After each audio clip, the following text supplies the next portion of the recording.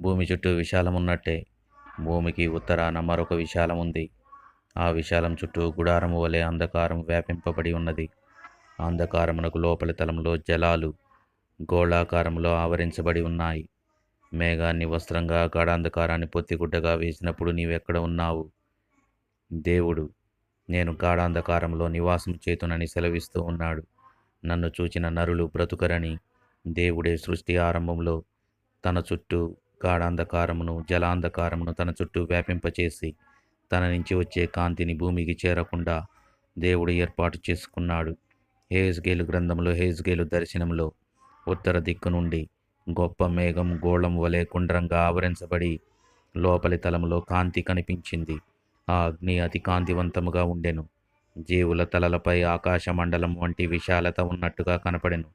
అది తలతలలాడుతున్న స్ఫటిక